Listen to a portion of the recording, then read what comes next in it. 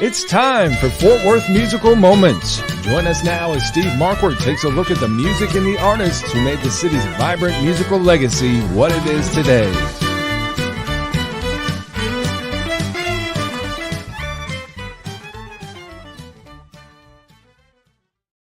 Well, hey, welcome to Fort Worth Musical Moments. It's Brent Adams along with Steve Markward. And Steve, today we're switching gears a little bit and talking Western Swing, which is something we haven't done here for a few weeks. And we couldn't have chosen a better guest to represent the genre as the three-time Academy of Western Artists, the Western Swing Vocalist of the Year, and AWA Entertainer of the Year, a slew of other awards recognizing his musical excellence. As we get started today here, we just want to welcome in Billy Mata. And Steve, this is exciting. Yeah, it is. It is. I feel like I'm part of Billy's fan club, so I'm really just grateful that Billy took the time to join in with us here. You know, this is Fort Worth Musical Moments, and so we try to pin everything back to Fort Worth. And of course, Billy is no stranger to Fort Worth. He's been here many times. He's played at the Cowtown Birthplace of Western Swing Festival every time, and I can't imagine him not being on the bill. But Billy hails from down around, I believe, San Antonio, right? Yeah, that's correct. Yeah. So we're just thrilled to have Billy here. We got lots to talk about. Billy's got a fabulous new album out called Timeless Traditions, and I've been combing through that and immersing myself in that. And there's lots there to get into. I mean, that it's just an amazing album. And we brought in the big gun, my brother Mike Markward, probably the foremost historian of Western Swing. Can't get much better than that. So Mike wanted to come in. Mike's the one that introduced me to Billy a few years ago, and Billy and I were talking before the show about how we met, and we'll get into who knows what we're going to get into, but we definitely want to talk to Billy about his current album that's out there, burning up the charts, and we want to talk about what brought Billy to this point, and Billy's participation in the landmark film Birth and History of Western Swing. So a formal hello to Billy Mata. Hi, how you doing? Doing great. Glad to have you. Can you hear me okay? Yeah, there you go. Thanks for joining us, Mike. And I know you have a few things you wanted to make sure that we visited with Billy on. So we're glad to have you here, as always. Yes, thank you very much, Steve and Brent. Y'all put on such a great show, and I couldn't wait. When you told me that Billy Mata was going to be on our show, I had to get involved because I just love the guy. He's of all the artists out there that play this wonderful Western swing and traditional Texas style country music, he's my favorite. I just love the guy. He's so approachable. When I first met him at the Bob Wills Day Festival back 7-8 years ago, he was so friendly. And Steve, you'll remember when I introduced you to Billy out behind the Turkey Gym, what a great guy. He sat and talked with us for a long time. You know, he just really takes time to visit and get to know all of his fans. It's really cool. Well, at that time, I was a fledgling wannabe artist trying to, and I just hadn't been playing guitar very long, and I had a lot of songs in me that I'd written, and we just seen him perform, and he came to performance and was walking through, and we were sitting at a little RV that we had, and I'll never forget it. It was very vivid to me because Billy came walking up with those neon blue boots on. I saw those boots, and anyway, Billy stopped and I started telling him about some of the songs I'd written and had a few rough recordings, and he was gracious enough to literally sit down, and I'm sure you had other things you'd rather be doing, but you sat down and took the time to listen to my songs and gave me your feedback on that, and I'll never forget that. And it's today I'm honored to just even be on the same stage that Billy plays on at your festival, Mike, and hopefully other places as well. And I just love what Billy's doing. I think, and I'll shut up here, but I really believe, and when I got into this thing and started thinking, I want to get in this Western swing genre, I figured there was already enough people out there doing a great job of covering the standards, the old traditional Bob Wills and tunes and all of that. So my goal was to introduce maybe some new original material into this thing, and maybe further evolve this music, because that was the magic of the music when it first came out in the 30s, that it was constantly evolving and they were bringing in this influence and that influence. And so that's what we're trying to do. And I see Billy doing the same thing with you know, the releases that he's had out, especially this new album, Timeless Traditions. Timeless Treasures. Timeless Treasure. Sorry. Yeah. Billy, Okay. if you don't mind, Billy, can you kind of tell us how you got started in the music industry? Just a little bio, if you will. Well, I've always loved singing. You know, I've always, since I was a kid, and I've always wanted to, that was my dream.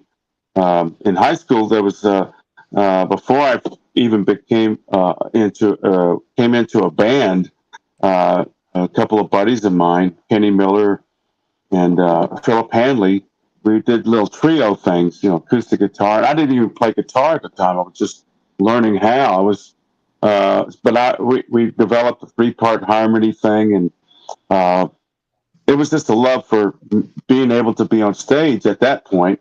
So you pretty much did anything that was popular at the time. Of course, Johnny Bush, Ray Price, Mel Tillis were the mainstays down here in Texas. Farron Young, and of course Bob Wills. But that was because it's jazz infused and big band infused. It's a little more than 3 chords, as they say. So, but that, you know, that was always in the back of my brain as far as one day I want to do all that stuff. But in the meantime, I had to do all the current stuff, which, you know, if I had to do the current stuff today, I would be a very unhappy musician, you know, because it just doesn't have the soul that the stuff that we do now.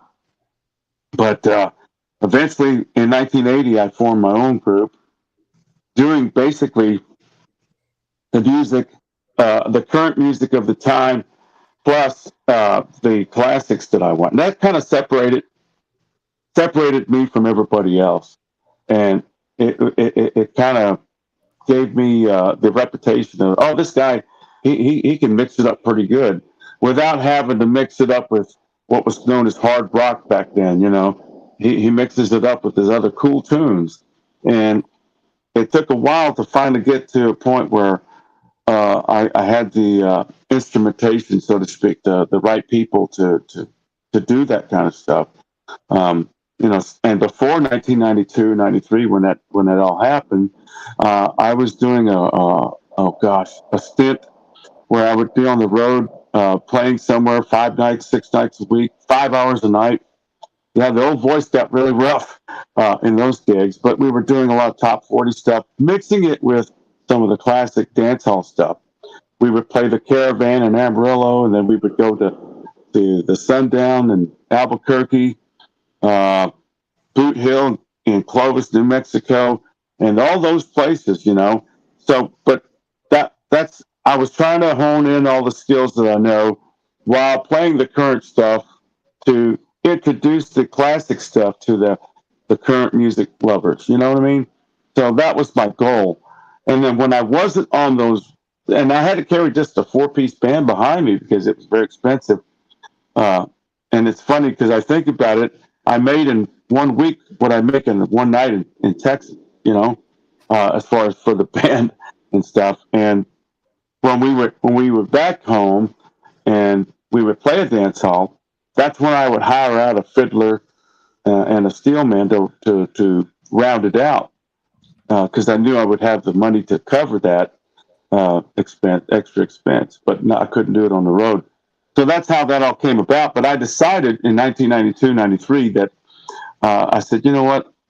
I've already paid my dues on the road. I'm going to go ahead. I mean, doing the road things. I'm still on the road, don't get me wrong, but not 5, 6, 7 nights a week, 5 hours a night, because you won't have much of a career left if you did that, you know, a vocalist that is. And as a musician, you can get burned out real quick. So it's nice to have a 1 or 2 nights a week where you make a great presentation, whether it's 10 miles from your house or 1,000 miles from your house. You get to do that, and so that's where I wanted to go with things. try to be smart about the business, because and I'm living proof. I'm going to be 66 in September, and I still have a voice left. Whereas a lot of people that had that hard road quit singing at 50 because they just didn't have a voice left. So, I mean, this is all I know how to do aside from making hats. And I make a lot more money playing music than I do hats, for sure. But I still love that other craft too.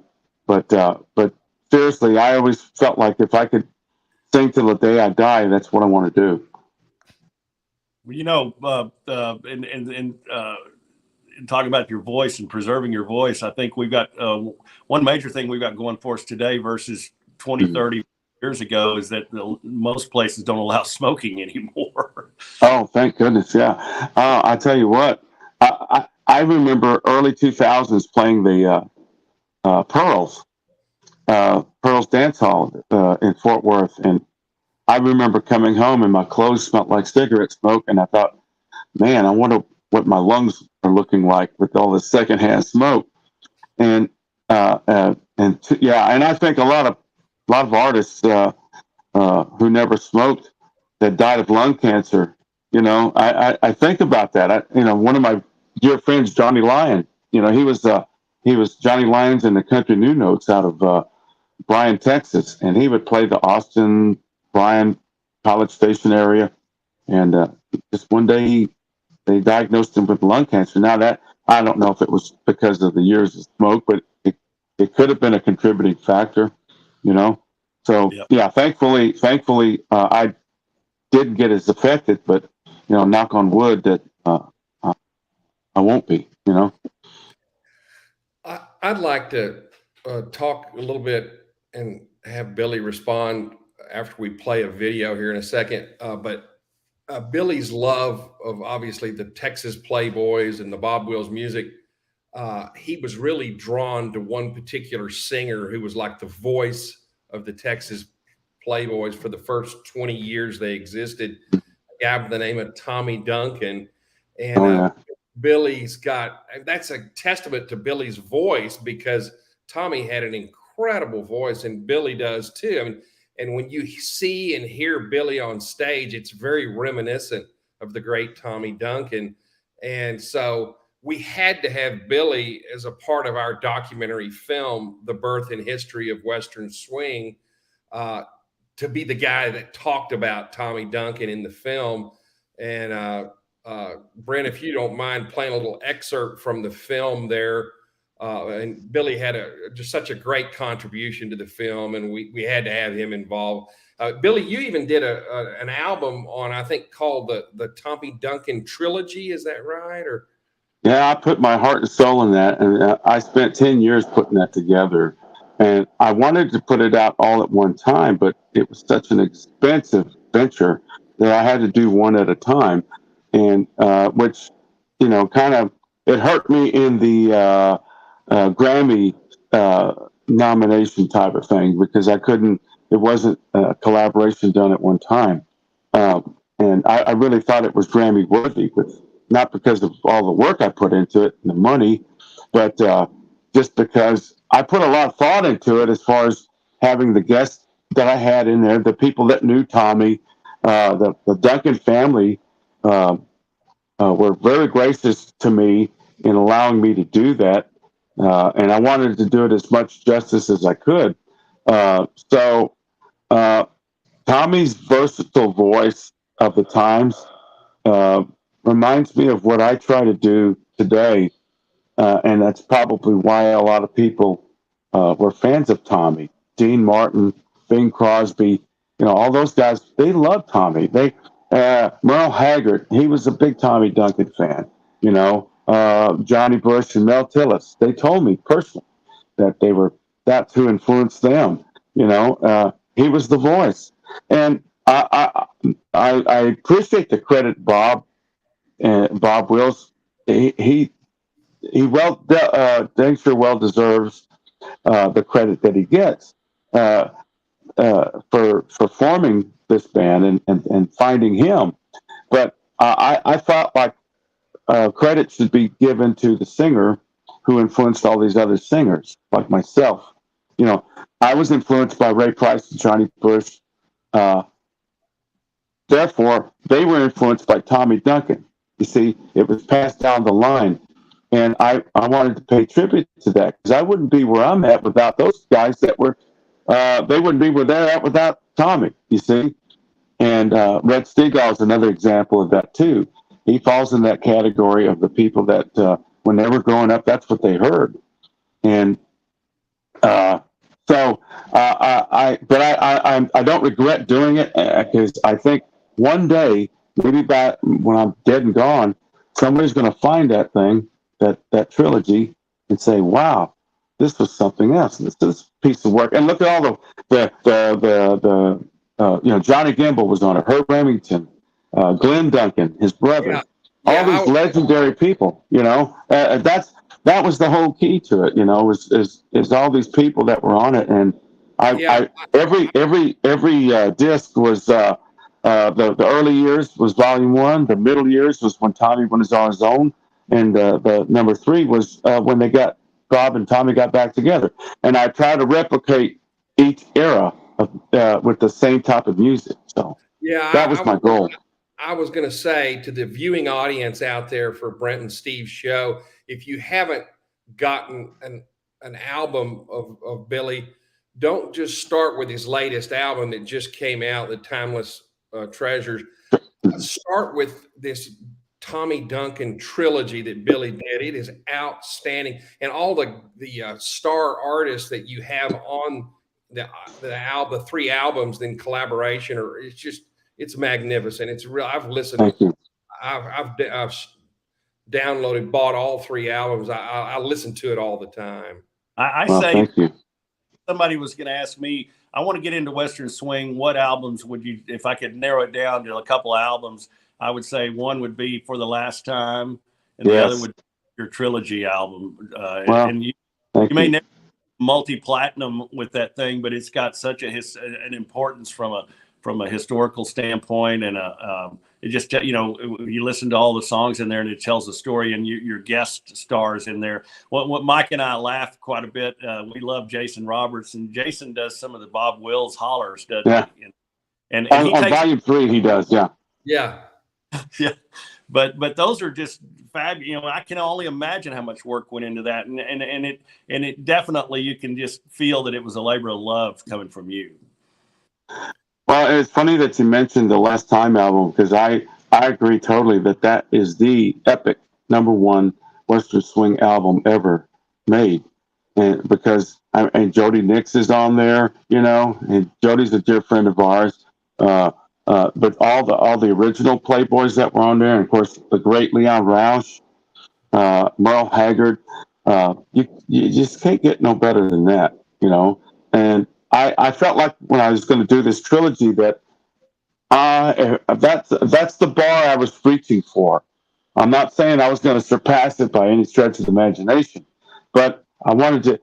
That's the thing about life. If you have goals, if you reach high enough, you may not get to that point you were reaching for, but look how far you went up compared to where you were, And that's what I wanted to do with this Tommy Duncan trilogy. And I think, like I said, I think it's not over yet. I think there's going to be somebody discovering it again somewhere, somehow, and figure, wow, this is cool stuff. So. Well, without further ado, Brent, if you don't mind running that clip of Billy talking about Tommy.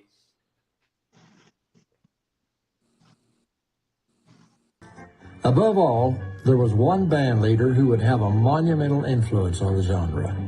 Back before Bob Wills left the Doughboys in the fall of 1933, he had interviewed 67 different singers to replace Milton Brown, who had left a year earlier to form his musical Brownies.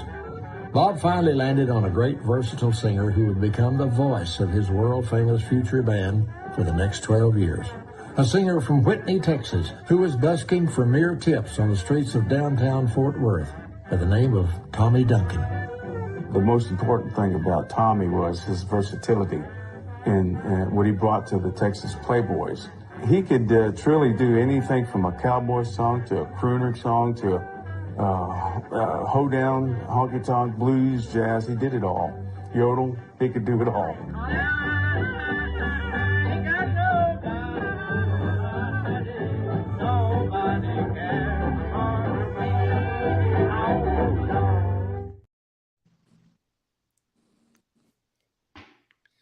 Yeah, that was great. Nobody better than Billy to talk about Tommy. So cool. And so cool that Billy had the Duncan family's blessing. I know Billy actually traveled out to Steve. I don't know if you knew this, but Billy traveled out to Whitney, Texas, and they stood on the porch of the home, I think, where Tommy was born or grew up or something like that.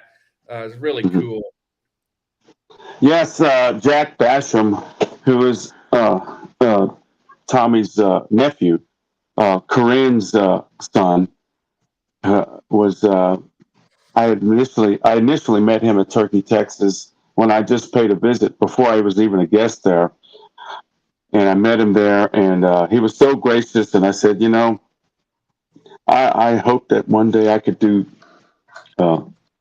something for Tommy Duncan in regards to a tribute, because I just can't think of any other singer that deserves it more.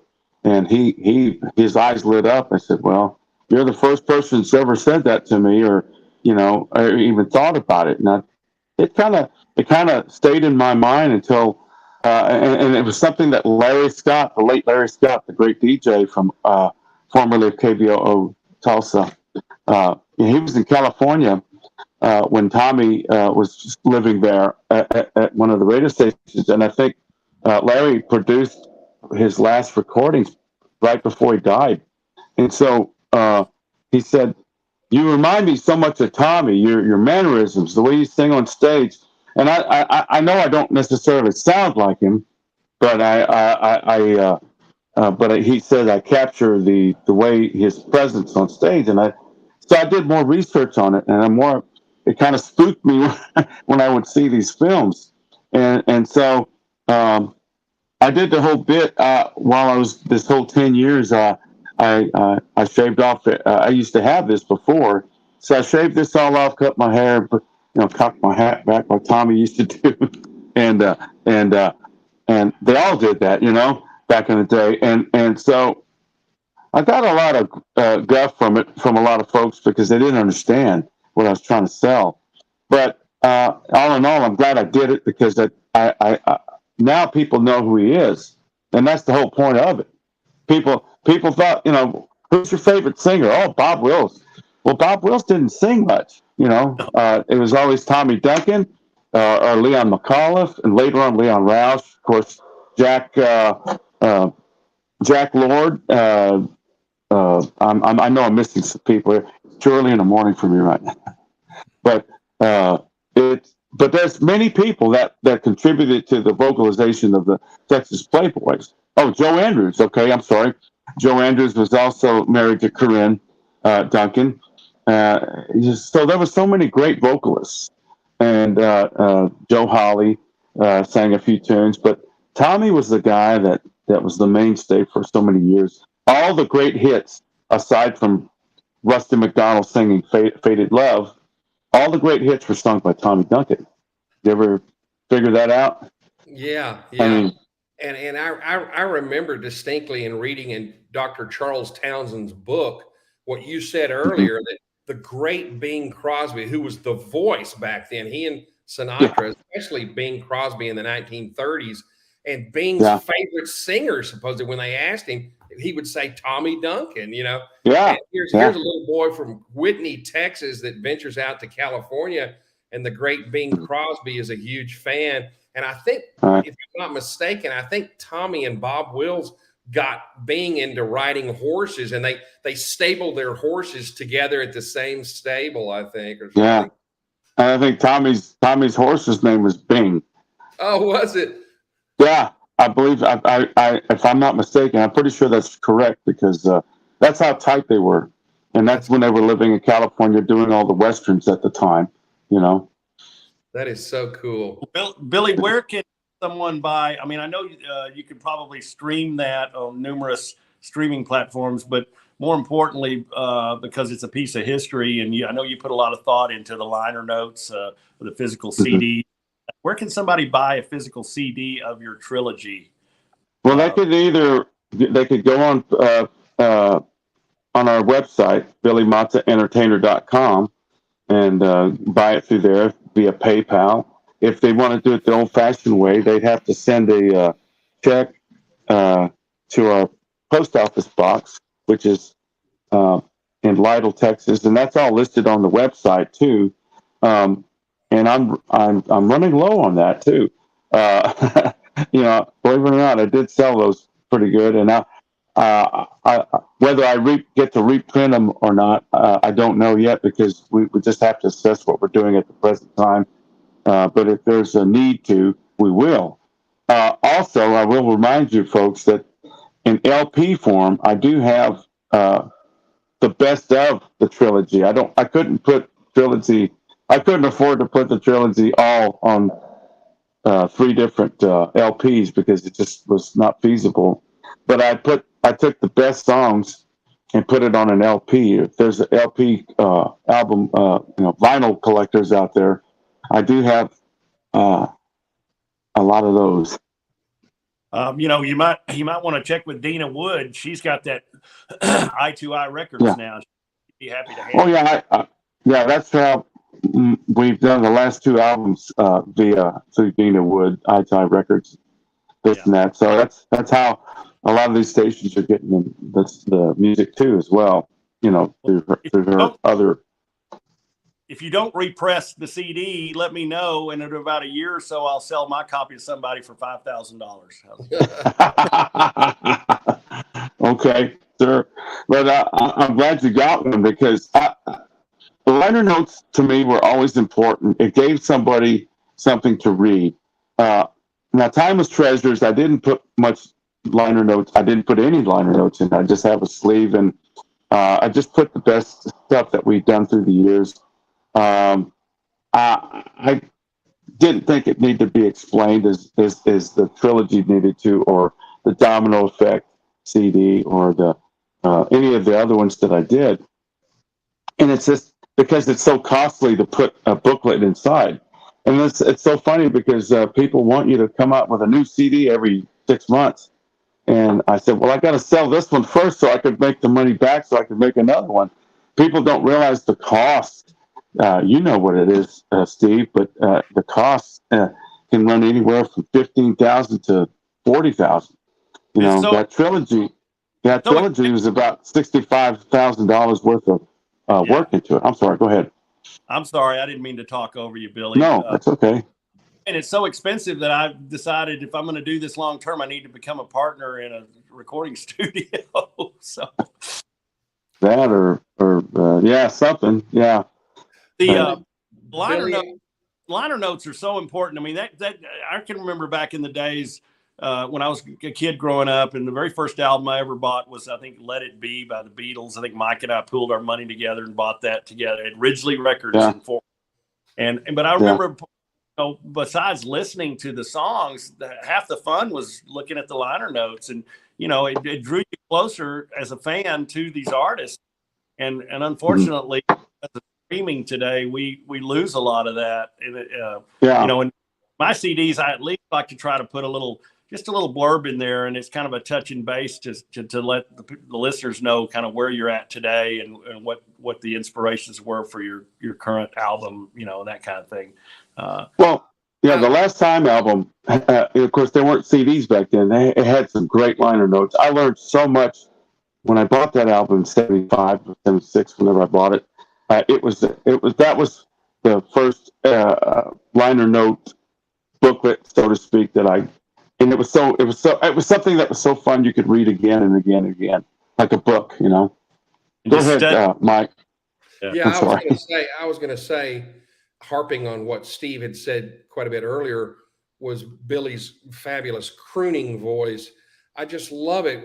Like at our festival, the Cowtown birthplace of Western Swing, I'm just sitting there watching the audience. They love it when Billy goes into some of the crooning songs. Like he'll do Bobby Darin's Mac the Knife, just fabulously well. And my favorite that I just always request when I'm around Billy is his Perry Como, when he does Magic Moments. Oh, You yeah. know, I love how he brings in a lot of that old crooner music and adds it and puts a Western swing flair to it. It's so cool. That's Billy performing live, not live, but we filmed it there at our Cowtown birthplace of Western Swing. That's at National Hall, and that's old Floyd Domino on piano. Oh, it's such a pleasure to have Floyd join us on so many shows. He's not with me full time, but because he has his own little thing that he does. But whenever I can, I try to include Floyd. We've had a great friendship for many, many years, and I've been a fan of his since his days with Asleep at the Wheel, and that's where I first got associated with him. Heard about him, and then we met him in Rio Dosa when Larry Scott used to put on the festival up there every year, and but having him and his ability to swing it, he's got to be probably the best pianist out there today when it comes to this kind of music. But he could do anything. He could play honky tonk. He could play Western swing, jazz, anything you want, anything you ask of him. And having him, just adds to the band. I mean, my band alone could do all these crooning songs like the Bobby Darin, Mac the Knife, or Ain't That a Kick in the Head, and we could do all that without him. But when you add that piano in there, that it's something that it's not as present as like the horn sections that you hear, or the whatever, any of the fiddles and steel guitars, whatever. But it's laying that rhythm bed in there that's what keeps people dancing, is the rhythm. So yeah. Well, let's talk about Western swing as a genre of music, because a lot of people want to classify it as country music, and we touched on that a little bit earlier. You did when and I know this to be true when you're talking about pulling a band together to play this music. When you're playing shuffles and honky tonk music, there's a lot of pretty good artists to choose from, especially here in Texas. But when you talk about Western swing, the playing field narrows dramatically, because all of a sudden you're talking about a much more sophisticated style of music. So I would imagine when you get a good band together, you want to keep them together. And how long have guys that you've been working with, how long have have you managed to stay intact as a band pretty much through the years? And how long have you all been playing together? Well, first, when I chose to take this path, 1992, 93, that's when I first hired Richard Helsley, the great fiddler that I had, and he stayed with me for 25 years. And then Roger Edgington, who is a very versatile steel guitarist, more into country, Western, honky-tonk stuff. He worked for Daryl McCall and other people, Slim Roberts in San Antonio.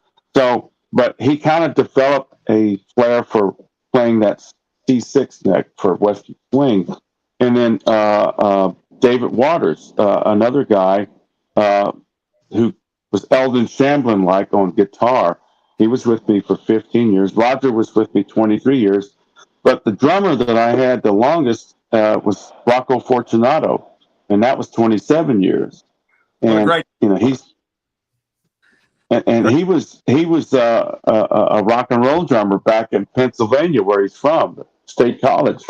He came down here when Happy Shahan used to own the Alamo Village in Brackettville, and he would develop artists. So he worked for this guy named Valentino, and he worked for him for about 9 years. And after that, he kind of was looking for work, and I lucked into finding him.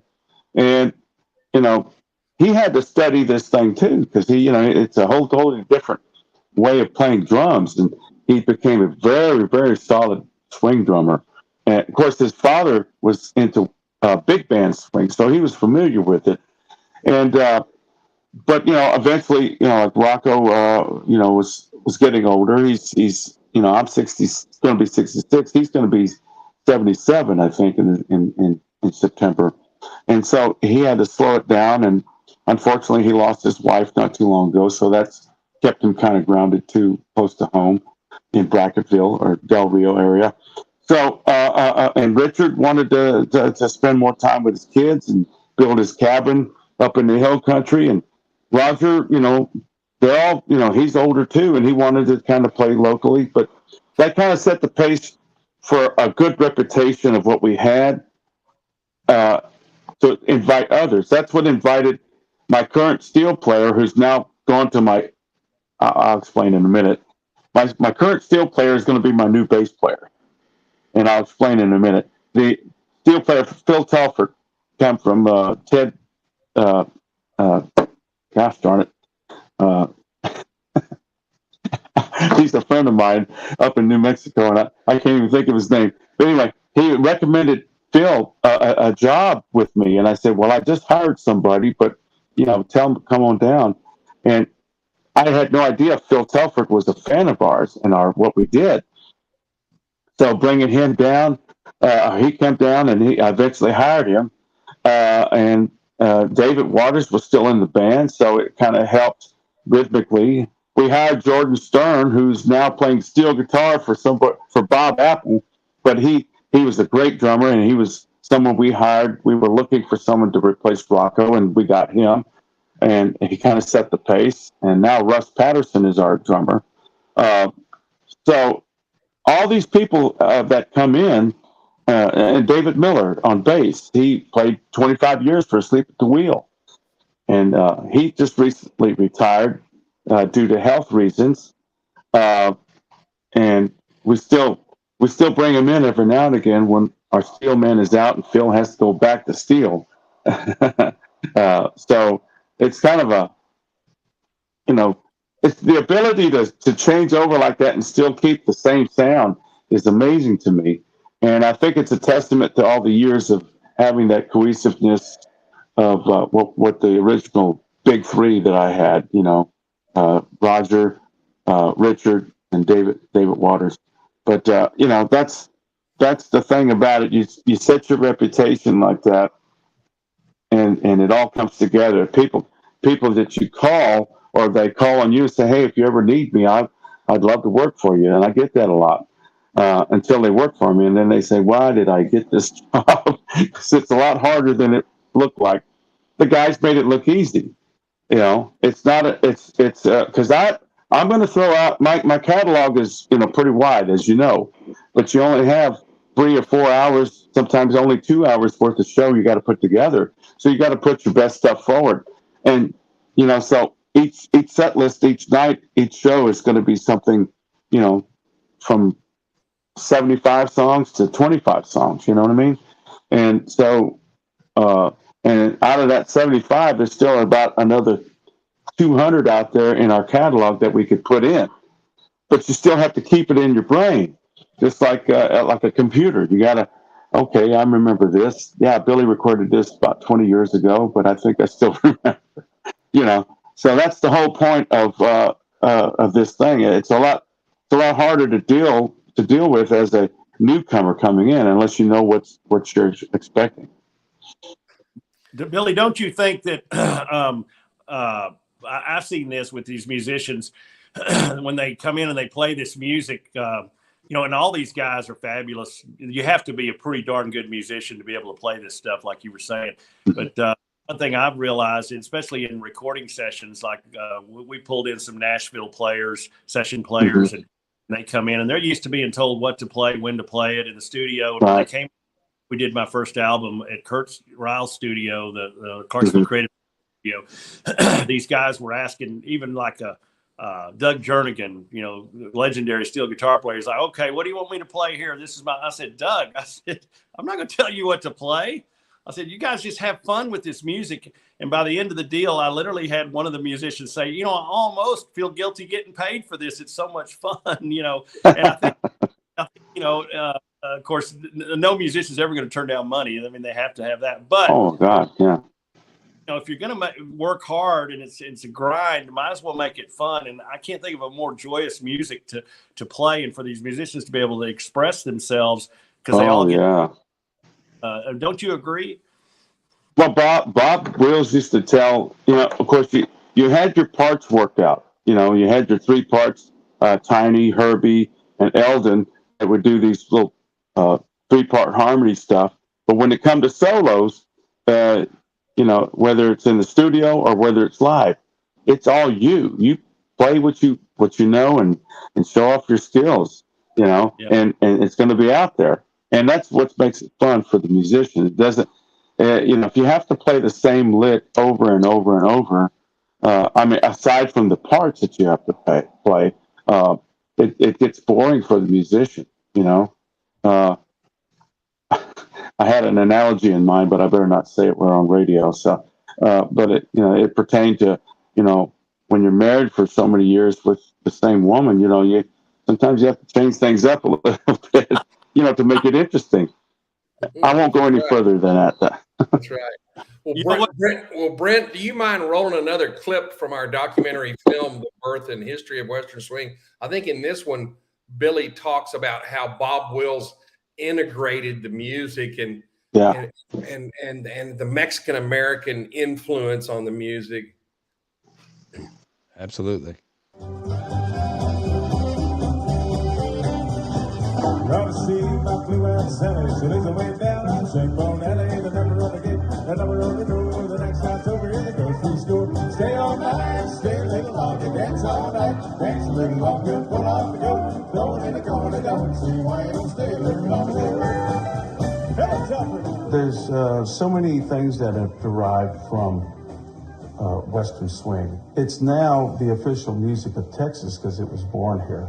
And I think that's the thing that attracted my father to Bob Wills. My father was born in Mexico and came here as an immigrant, as a young boy, and became a citizen when he joined the Army, which I'm very proud of. But he loved Bob Wills, and he would have to sneak into a dance hall. South Texas was fairly segregated back then. And Bob kind of integrated a lot of people with his music. See, something like that is a very instrumental thing of bringing people together and saying, those people aren't that bad after all. They like Bob Wills, because Bob incorporated horns and reeds, and a lot of Mexican music has that in it. And so you hear a Mexican American in South Texas listening to Bob Wills. I mean, it's because they like what they hear, The band played Spanish two-step, soft and low.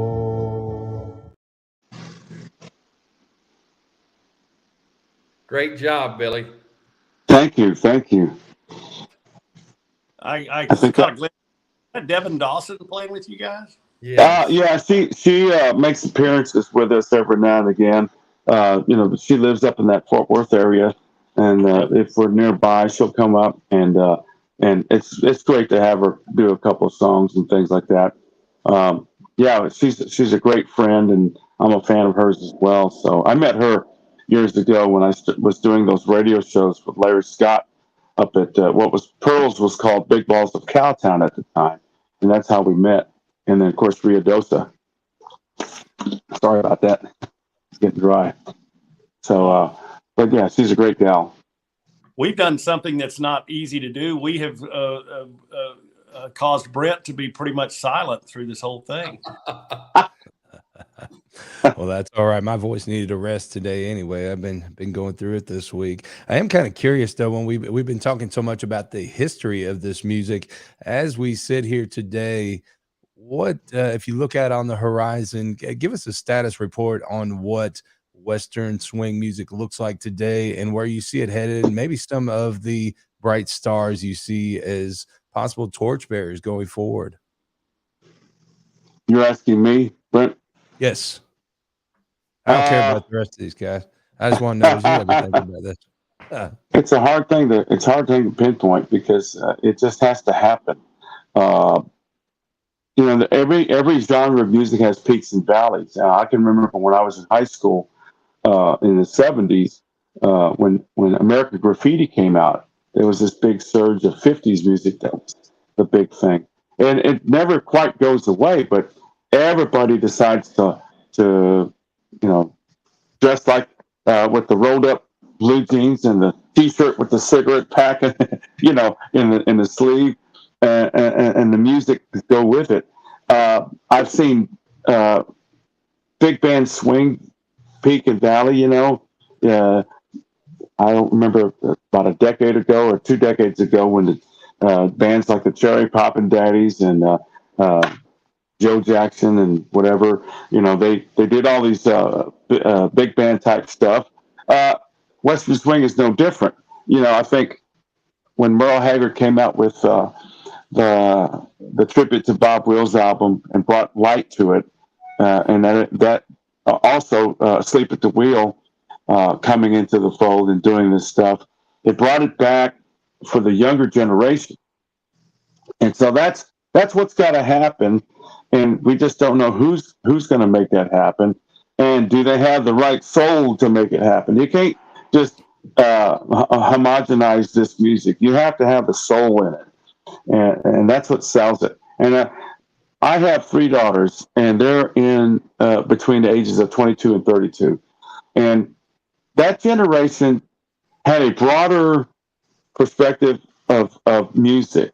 In other words, in the 80s and the 70s, they were kind of just focused on just this one type of music, whereas these kids, not because their dad was a singer of this music, but it seemed like they were all influenced by their parents to listen to their music somewhat. So they accepted it. Now, I mean, some of the stuff that they accepted, I couldn't give 2 cents worth for, but then they turn around and listen to a Patsy Cline song or whatever, or a big band tune, and they just think it was so cool. So I think if we could keep the younger generation interested and musically in their ear about the love of this, the soul has to be there to sell it. You know what I mean?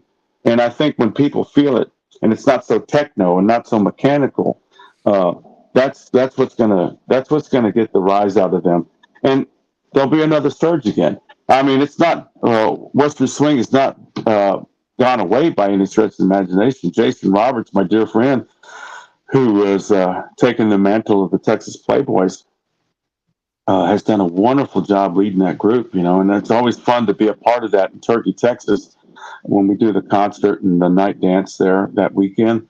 And so that's a good thing. And if more people go to these functions, like the one at the birthplace of Cowtown in November, if we can keep on inviting these young folks and introducing them to it, they'll realize how much fun and how good this music is.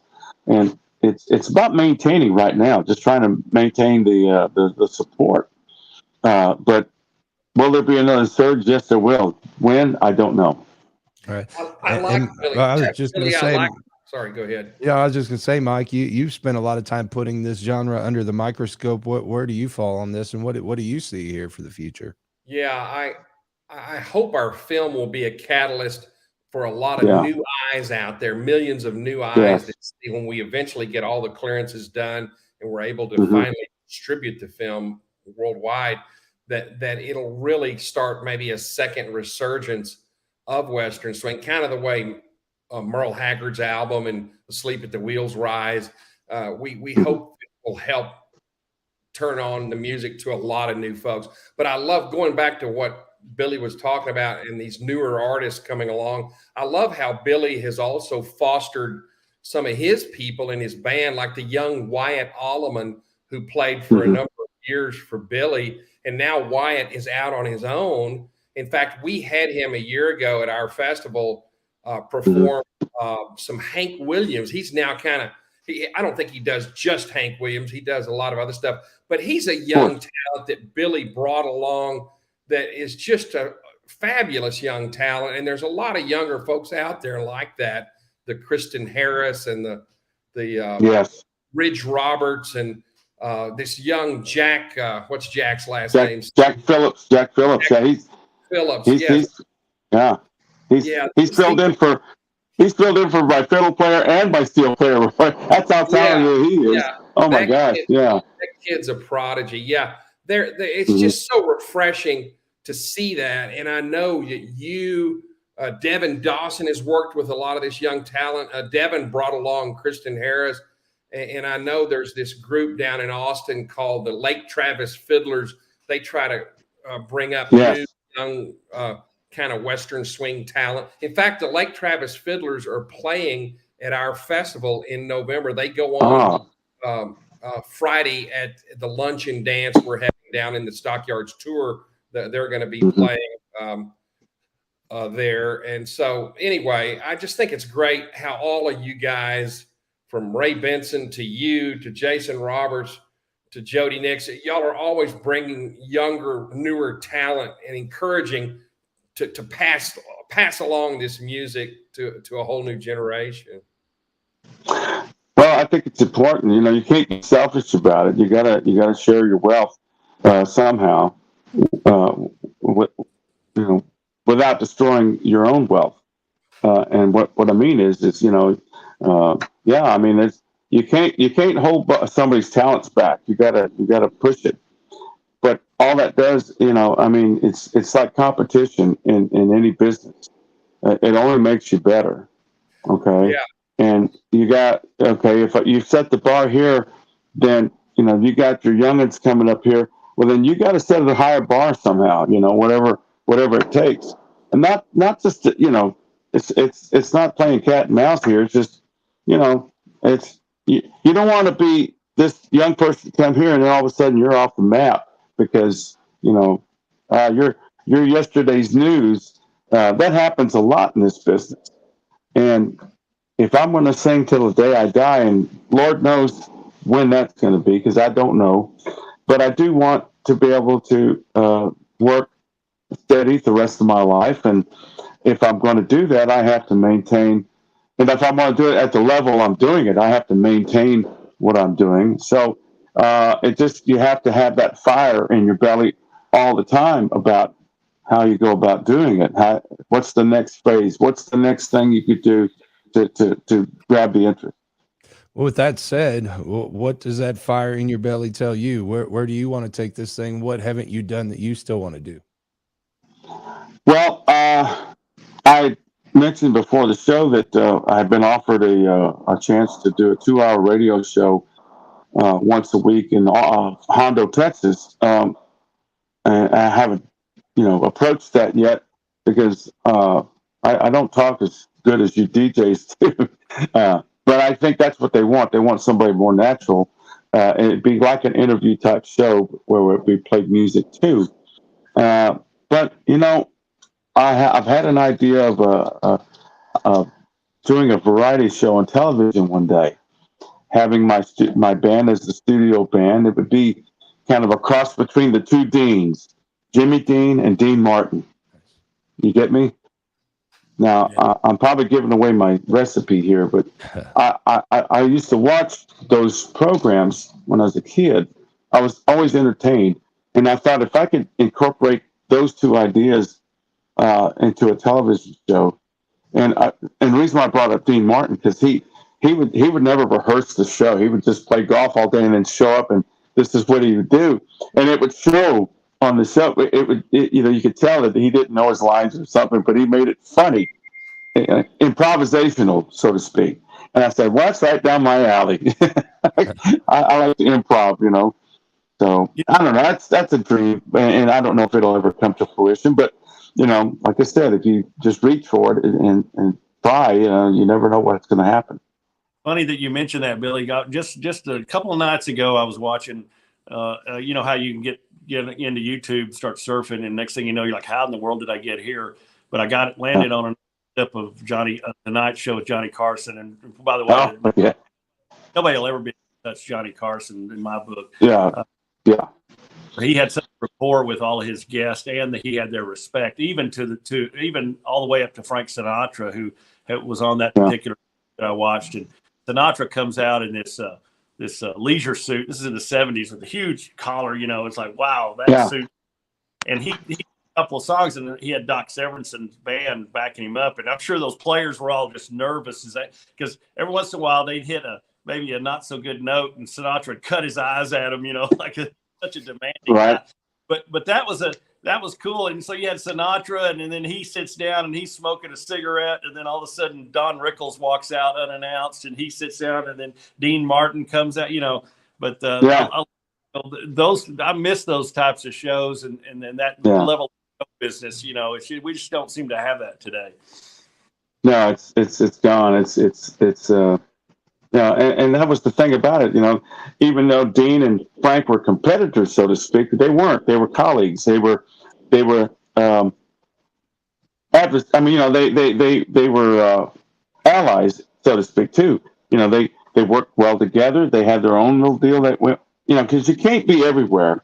Someone has to be where you're not, and that's where you have to look at it. If Dino's in town and Frank's not, well, let's go see Dino. When Frank's in town, we'll go see Frank. Well, That's just the way you have to work it. Johnny Carson asked one of the greatest questions to Frank Sinatra on that show. He goes, Frank, when you're trying to make out with a woman, whose music do you listen to?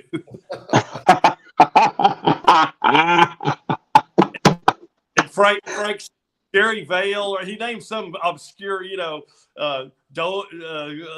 some sort of, sunken cathedral. He goes, all that. He goes, I don't mess with that other jazz. It's Sinatra. Well, maybe they listen to Billy Mata music. Yeah, there you go. Yeah. So anyway, well, let's shift gears and talk about this new album that you've got out. I mean, I think one comment leading into this, because I think it's important. You ask me as somebody that hopes to be a part of bringing this music down, forward. That important to continually look for ways to evolve this music, but you got to stay true to the roots as well. Otherwise, all a bunch of tribute bands, right? I mean, it's true. I think that's a commentary on pop music today. There's nothing out there that signifies evolution, and so now you're looking. Everybody's now going to see these tribute bands that they're even doing tribute bands to people that are still alive. I mean, at least let the people pass away before you do a tribute deal. But exactly, yeah. But I think it's, and that's what I recognized real quickly when I delved into this. And I was talking to Mike, and I said, Mike, there's no way me as an artist, I'm not even going to try to compete with Jason Roberts. I mean, he's got that position nailed down, and nobody can do a job, and Jody Nix and some of those guys of staying with doing the standards. But I said, I think it's important also to bring new material into this thing. And that's what we've tried to do. Yeah. And I know you're doing too, and bringing new influences in and a lot of it's experimentation, but that's what makes music so fun and so interesting. And so is that kind of it?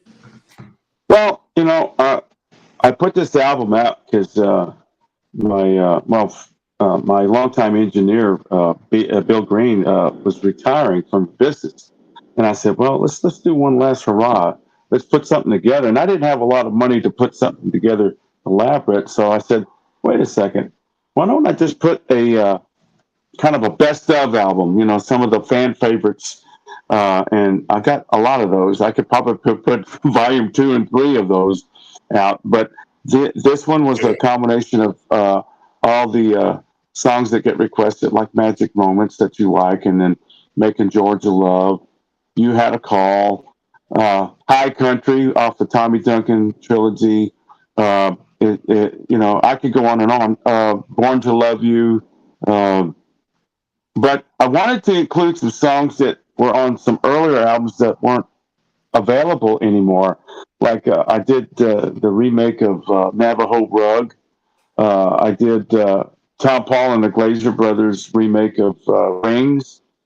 Gosh, there's so many. I don't even have the album in front of me to talk about it. But Do the Wrong. I wanted to, Undo the Right. Yeah, that was the one I did many years ago, and I've always loved that song. That was my staple Johnny Bush song, So the main thing was I needed to add something else in there, songs that I love doing, but never recorded. I always wanted to record the old Matheny Brothers song "Merry Goes Round," and we do. It's a South Texas favorite. The Matheny Brothers were a big deal down here. They're kind of like the Maines brothers of the Panhandle, but in South Texas, we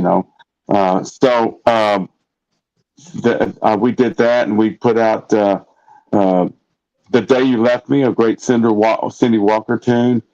And then sooner or later, my old friend Clay Blaker had re-released that many years ago. So Bob Wills tune that Joe Holly sang. So I just wanted to put something together that, and I tell you what, we did a show last night in Floresville at the Floresville Opry. I was a guest appearance there, and before. Uh-oh. Well, we were cruising up to that point. Not sure what happened. I just got a text from Paula Youngman, sent me a video of Billy Mata singing this song. And it's bringing people in the audience to tears. She said, Mike, listen to the feeling that this tune evokes with Billy's vocals. Billy is the ultimate of selling the lyrics that the poet meant in his writing. That's the mark of a great vocalist. And I think Paula talking about Billy's ability to sell those lyrics, it makes him such a good singer, I think. Billy, do we have Billy back? Yeah. Can you hear me okay? The sound is a little quieter. Yeah, We're in a bunch of stuff. I think we hear the International Space Station as well. All kinds of stuff going on there. Well, Yeah, there's kind of a crinkling sound. Yeah, I'm not sure what that I is. hear that too. Why don't you maybe log on? Oh, might be back. Can you hear me? Yeah. Why don't you start talking, Billy, or I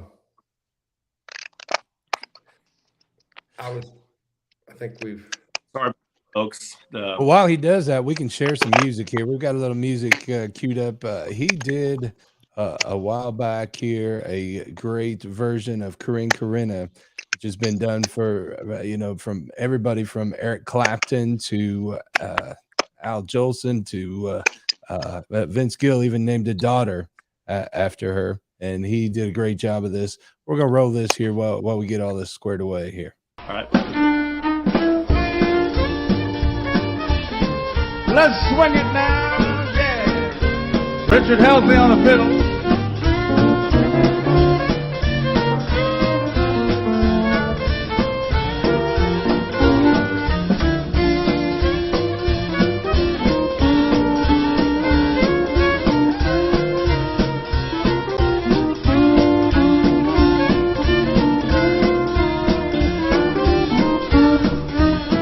Doreen, Dorina, where you been so long?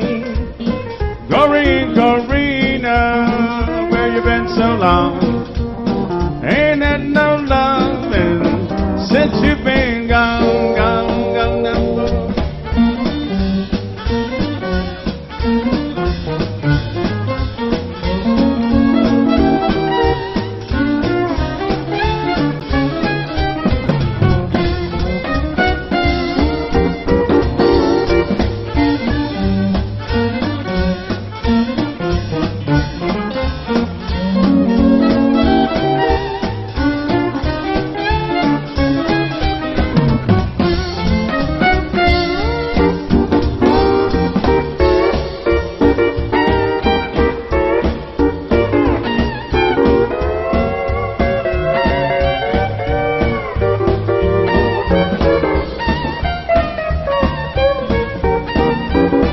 I love Dorina, tell the world I do.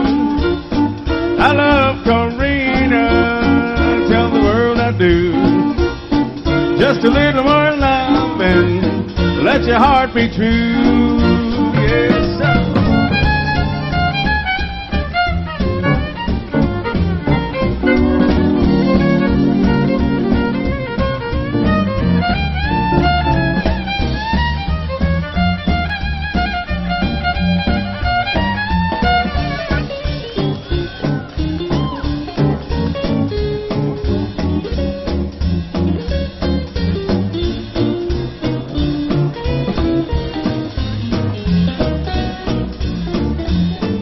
Corina, what day last night? Corina, what day last night? Came home this morning, sun shining bright. Yeah. All right.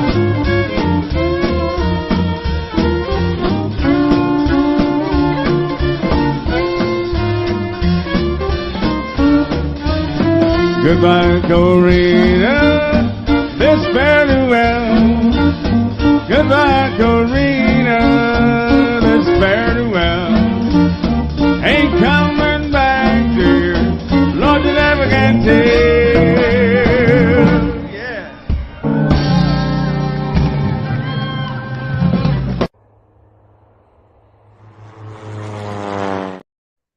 Well, if you've never had the good fortune of attending a Billy Mata show, that's what you can expect there.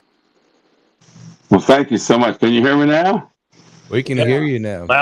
I had to reboot my earbuds. Now my sister was trying to call me during the show, and I had to. It kind of messed up the whole deal. Does that mean she wasn't watching? I guess not. Busted. So, yeah. Well, listening to that makes me wonder, is there a song or two that if you didn't have it in your set list on a given night, you'd catch a lot of grief from people for? Oh gosh. Freddie Fender. Yeah. Poor gosh, I miss Birdie. You know the thing about Before the Next Teardrop Falls, it's a great song. Don't get me wrong, but it's not one of my favorites to sing. Just like it's not my favorite to sing Silver Wings, because growing up in the music business, you had to do that song 3 times a night almost. You get kind of tired of it. But I understand we have to do it. So, but if you're asking what song I didn't do that I should have done for somebody that I don't mind doing, I have to think really hard on that one. It's because it's happened only a few times. Hey, you didn't play this song or that song the other night. And I said, oh man, I'm so sorry. So, but I can't really think of anything because I got so many in my repertoire that that I can't get them all in one night. I'd have to play 6 hours, and the one that comes to my mind is Maria Parisi, God rest her soul. She loved it when Billy would sing "Heart to Heart Talk." I know that. Yeah. She really enjoyed that song, and oh gosh, we lost her too soon. I mean, she was such a great asset to you guys. This whole thing, she was really the big piece that put that festival all together for y'all. And that's your recording of Heart to Heart Talk is phenomenal, though. That is a great song. Yeah, thank you so much. I appreciate that. That's one. And then of course, if I have to really think hard because this. Some people want to, you didn't sing Mona Lisa, or you didn't sing San Francisco. And I said, oh my gosh. I love Nat King Cole. That's a great song. Oh, I grew up listening to that kind of stuff. Variety TV was the big thing back in the 60s, early 60s. And that's where I learned a lot of, about music. Bobby Darin, Frank Sinatra, Tony Bennett, Nat King Cole. Nat King Cole had this wonderful way of pronouncing everything so perfectly that you could understand every word.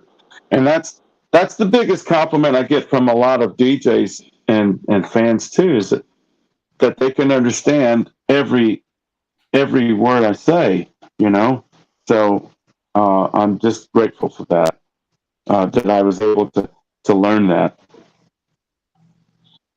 Well, as we look to the rest of the year here, now that we're about the midpoint in the year, what's the rest of the year hold for you as far as going out and playing shows? Well, we got some. We got the Cindy Walker Days coming up the 21st and 22nd of July. We're playing Friday afternoon. I think it's at 2:00 to.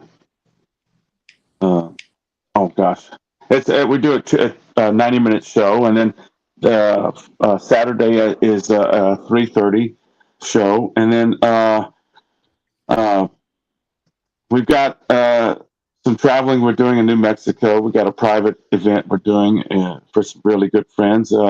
We've got, I've got the Atlantex Theater.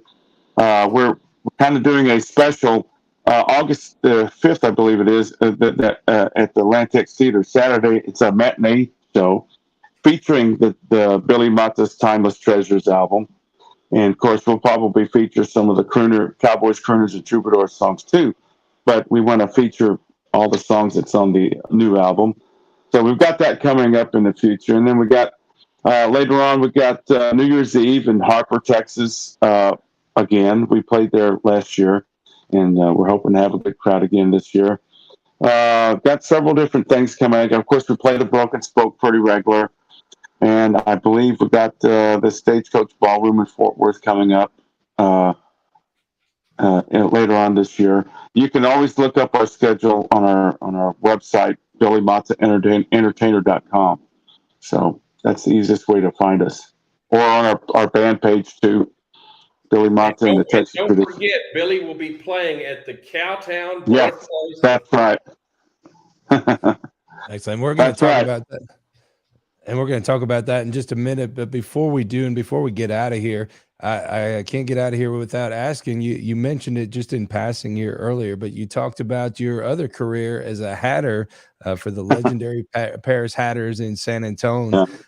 Talk a bit about how you got involved in that and what that looks like for you today. Well, it was kind of by accident. I was 15 years old, looking to do any kind of work, but I didn't, I wasn't old enough to get a paid job, with a paycheck without, you had to be 16. So I went to this Western store very close by where I lived, and I was this manager, Albert Schmidt, better known as Smitty, taught me everything about hats, what he knew, and he said, "Hell, if I could teach you how to do this." Oh, and another thing, he back then used to stamp letters or names on the back of belts. Well, he didn't have a steady hand, but I did. And he said, "I need someone to pay him. And he said, if you do that, I'll pay you 50 cents a letter." I said, "Okay," because that's what he charged. And then I got into the hat shaping, and he says, "Well, if you want to shape a hat," back then you could get a hat shaped for a couple bucks. And that's how I made my money. And I didn't realize that I would get better at it. And I got, there was a hat shop just not too far away from where I live that had wanted to hire me. And so that's how I got into learning how to make them. And then I worked for different hat shops. And it kind of, if it weren't for that, I wouldn't have been able to get started in the business, because back then I was basically paying to play, and working a 40 to 45-hour week and then playing at night too, and sometimes 3 nights a week. I was glad I was young when I did that, but I could, I've got to a point now that I'm just kind of working hats for fun. I do about 20 hours a week at Paris Hatters, and that's all I need to do, because the road keeps me busy. And I mean, they pay me pretty decent to do that, but I make my living playing music. So, and they know that, and they appreciate the fact that I'm able to come in and do some things, especially with my reputation as a hatter. And there's still to this day people that don't know that I'm one and the same. They'll come in, and I've seen them at my dances, but they don't recognize me as the hatter. So, but and he's being a little modest here. What I want to show some of this work here, because it's pretty phenomenal stuff. Yeah, that one, I transformed that from a Stetson Gun Club collection hat, which is kind of a Aussie Outback style, and I transformed it into this, what they call the Southern Rocker. I put the wide ribbon band on there, the pencil curl, the flat top, and added the rattlesnake skin band. And it was sitting on the display at the store for about a month, and they loved it, but it wasn't the right size for everybody. The minute I put it on Facebook showing this is what I do for fun, I got a call saying, "It is sold. I want that hat." And the lady didn't care if it fit her or not. She just wanted it. So And so she made arrangements to pay for it, and I sent it off. So there it was. That looked like a Ronnie Van Zant hat. Yeah, exactly. Yeah, yeah. Right, and that store gets some famous traffic coming through there. Here, I caught this photo a little while back from the great Billy Gibbons going in there, which is apropos because every time I look at you, that's the one thing I think about is sharp dressed man. You know, you always have yourself really put together. Well, I think people pay good money to see you. You should present yourself as well as you can. It doesn't mean that you can't wear jeans and a nice shirt, but dress appropriately and nicely. Let people know you're making an effort to please them in every aspect of it, not just the music. And sometimes half the battle is the way you dress, and it can be an intimidation factor sometimes too. I remember a line from the movie Catch Me If You Can. You remember that movie? Yeah. Christopher Walken, played the father, and he had mentioned something about dressing up nice. He says, why the Yankees always win at home? It's the pinstripes. He was talking about how that uniform just kind of defeated the other team already. So in other words, if you're looking good, and you'll have the audience in the palm of your hand because you got everybody looking sharp, everybody have a nice hat on, whether it's fitting for a tie to wear or not, But that's what I learned too is, and it's something my father used to always say too when we were kids. No one will know you're poor if you just press your shirt and put clean clothes on, nice pressed pants. He was adamant about that. That reminds me of my father, mine and Mike's father. When we were talking about going to business casual back in the late '80s, early '90s, companies were doing that. He took his head and he goes, "Boys, if you want to make money, you got to look like money." Yeah, exactly. That's true. Forgive me for moving around here a little bit. I'm about to lose power in my phone, and I've got to plug it in real quick. So I didn't want to lose y'all again like I did earlier.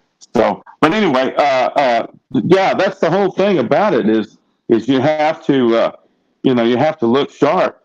I just think you owe it to the fans to do that because, like I said, they pay good money to see you. And am I making y'all dizzy by walking around? No. Well, this has added a new dimension to the show here. Yeah. I'm just trying to beat the clock here. I think I'm down to 10%. Wow. Can you believe that? Sorry. I didn't realize this was. I'm going to have to run to a luncheon, guys. I'm sorry I have to leave. Well, I think that might just be a sign that it's time for us to bow out here. But real quick, Mike, before we let you go, what's the status on ticket sales for the festival?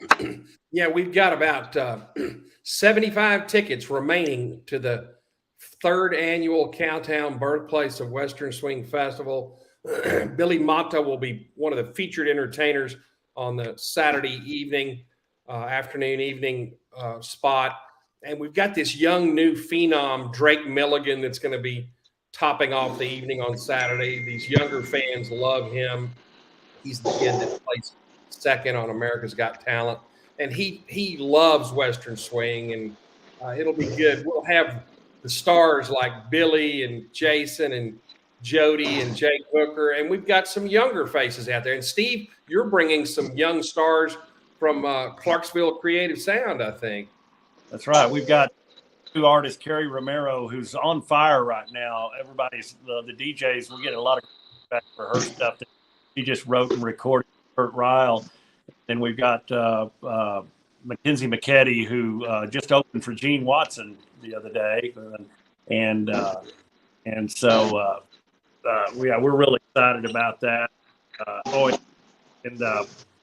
Gosh, remember who else we're bringing on board? Eric Diamond, I think. Eric Diamond put out a new. He worked with Kurt, so Eric's out there up the road playing. I think all over Oklahoma and West Texas, and so he's coming in that. And we got our band. Get back together and play. So we're looking forward to that. We're hopefully we'll be doing some more regular shows. We're going to try to kind of make that National Hall a home base, so to speak. But festival, everybody's so excited about it. Once again, Mike, done yourself on the plane because there's not too many down moments that whole weekend. It's something for everybody, just about every minute. Yes. Well, we just are thrilled to have Billy back. This will be the third year in a row Billy's been there, so he's a highlight of the weekend. So, well, thank you. I was from the inception of it. You know, you and I talked about it, Mike, about putting on this thing, and you've seen all the other festivals, and I tell you, you outdid yourself. I mean, I think the hall is great too, and I think it just gives it that classic look, and the staging area is nice, and I just think everybody has a blast. I talked to all the musicians backstage, and there's just not a complaint one about anything because it's a fun place to play. Yeah, and that dance floor, gosh, you just glide on that dance floor. It's a really good dance Oh, floor. yeah. Even if you don't know how to dance, you'll dance good on that floor. Yeah. Mike, you have a new celebrity MC for Thursday night, I hear. So. Yes, the great Brent Adams will be our MC Thursday night. Oh, nice. And Billy Bowles will be Friday, and Robert Houston on Saturday. Mm-hmm. That's great. That's a great lineup. And Robert's bringing his band, Western Swing Rules from Arkansas. They're going to be playing right before Steve's band on Thursday. Mm-hmm. Oh, that's We're looking great. Love Robert. Robert's one of the other. If there's anybody that may know as much as you do about Western Swing, Mike, and the history of it, it'd be Robert. Yes. Robert will say more than you, but what a great guy, and he's one of those carrying the torch for the genre of music. Yes. I'm sorry I have to run, guys. Take care. Thanks for joining us, Mike. See you, Mike. Thank you. Excellent. Well, again, Billy, thank you so much for taking the time to join us here, and we hope you come back and share more of these stories here. I feel like we just scratched the surface today. Well, anytime, just let me know. I'm always available to do so. And I love telling the stories because a lot of people don't know all the whole story of everything, and it's nice to tell it. Well, we appreciate it. We know you have a very, very busy schedule, and I think you were playing last night, so you're probably running on fumes right now. So we'll shut this one down and let you get some rest and get ready for the next show. But we're there he went. He was ready. He took it quite literally. He was ready to shut her down. Yeah, there he is. But we appreciate you coming on board. And like I said, I'm a big fan of yours, and just grateful to know you. And we'll hopefully have you on again soon and make this more of a regular thing. Oh, that's fine with me. Just let me know. And it's a pleasure being here this morning. And I hope everybody enjoyed the show. And I hope everybody got a little bit more perspective on what we do and how we do it. And like I say, we're just scratching the surface when it comes to these stories. Yep. And again, BillyMataEntertainer.com is where you can go to find his music, find his tour schedule, and all things about his career. So make sure you go and check that out. Steve, what else you got going on with Clarksville Creative Sound? Oh, gosh. We need a whole show to talk about that. But working on this Route 66 tour, putting that together. We've got some great kind of coming on board with us. We had Steve Oliver and his significant other, Nikki Nelson. Nikki's the lead singer of High One, and looks like she may be jumping on board with us, and that'll be good. Great for Clarksville Creative Sound, and we'll do some things together on a tour. We've even got a camera crew that's going to follow every leg of that tour and document that, and who knows what we may do with all that content. But so we're excited about that because that's one of the things we really wanted to do is get out there and give our artists as many opportunities to perform as possible and set them up with good quality venues. And that's what I believe our partners, the 66 guys, are going to do for us and help us with that. And So lots of new music coming out of the studio. So we're excited about that, and you'll be seeing a lot of releases over the next few weeks and months. And Kurt Ryle is so busy. In fact, I'm heading up to Smoky Mountains next week to take him to the mountains for a while, and we're calling it a songwriter retreat, but it's really a Kurt decompression retreat. Kurt's been in the studio, and that's great. But he loves it and wouldn't have it any other way. But we're going to get away and have a little fun and talk a little bit about strategy going forward with where this label's going and all of that. So we're excited, and I'm blessed to be a part of all that. Well, before he heads to the mountains, I want to remind everybody we've got another Road Stories with Kurt Ryle this Monday, July 10th. It's going to be at 8 p.m. Central. We do those every other Monday night, and that's on the Kurt Ryle Road Stories Facebook page. Also on the Clarksville Creative Sound Facebook page, you can find that. And he always has a bunch of yarns to weave here. So I look forward to doing that. We'll be back this Monday at 8 p.m. Central for that. And I hope everybody will get plugged into the Fort Worth Musical Moments Facebook group, the Clarksville Creative Sound Facebook group, and the Rural Strong Media Facebook page, so you can stay in tune with everything we've got going on with these live streams every Friday at 10 a.m. Central. We enjoy bringing these to you, and we've got a lot lined up here for the next few weeks.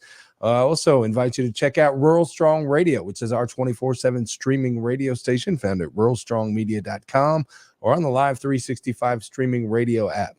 It's playing the best in traditional country music, Western swing, and bluegrass with a little Southern rock and inspirational music. And we'd love for you to check it out. Again, ruralstrongmedia.com or on the Live 365 streaming radio app. And as we always say, Sundays, we got a couple special programs beginning at 9 a.m. Central. We feature two great programs coming right out of Texas. First, from Vidor to the World, it's Robbie Lynn with Sunday's Kind of Country. He plays 3 hours of great inspirational country music from legendary artists as well as independents. And it's a great way to fill your soul and get your week started. Then at noon Central, it's our friend Billy Bowles with Billy Bowles Swingin' Country, emanating from the KSSL FM studios out there in Lubbock. He plays 2 hours of the greatest Western swing and traditional country music around. I know he plays a lot of Billy Mata, so make sure you tune in to Billy Bowles Swingin' Country there at noon Central, preceded by Robbie Lynn with Sunday's Kind of Country at 9 a.m. Central. Well, it's time for us to get on out of here. We'll be back with you again next Friday, 10 a.m. Central, for more of Fort Worth Musical Moments. Another great show, Steve. Yeah, thank you, Brent. And thank you so much, Billy. Billy, one more time. Thank you. Your website. It's BillyMataEntertainer.com, or you just type in BillyMata.com. It'll lead you straight to it, and you can go to our website, find out where we're playing, get our music. And our music is also available on Spotify and iTunes. I don't know if I'm supposed to say that or not, but Absolutely. yeah. If you want to get it and put it in your iPhone so you can have me all to yourself all the time. Even in those amorous moments, right? Exactly. I might help out a fella or two, with some of my songs, whatever. Billy, I'm We don't thinking need to get into that. moment song and changing it to My Life Story Senior Moments. But anyway, that's a whole they get worse and worse the older we get, don't we? Yeah, you do. Folks, don't forget to check out I2I, Dina Woods, I2I Records. I think she's got a lot of physical CDs. I don't know about vinyls, but she's building that catalog as we speak. And so Dina is setting all that up. It kind of took that whole I2I thing over again, and I think that's real important. And Dina, of course, is our good friend that runs Indie Express, and she's the one that gives our music legs, right, Billy? I mean, she puts it out. Oh, yeah. She's a major. And Dina works with over 600 radio stations, but she doesn't just send music to them. She has a really strong relationship with every single one of those stations. Oh, yeah. That's nice. So she's very nice. She's very important. So anyway, well, that's about all from this side, Brent. So thank you again for manning the ship wheel there for us. That's right. Well, just a reminder, this show automatically archives. So if you missed any of it, make sure you double back and and check it out here. And we will be back again next Friday, 10 a.m. Central for Fort Worth Musical Moments. So for Billy Mata, Steve Markward, it's Brent Adams. Keep riding tall in the saddle, and we'll see you again next week. Have a great day, everybody. Take care. Thank you so You've much. been watching Fort Worth Musical Moments, a production of Rural Strong Media and Clarksville Creative Sound, copyright 2023. Please join the Fort Worth Musical Moments Facebook group and join us each Friday at 10 a.m. Central as we introduce you to another key figure in Fort Worth's musical heritage.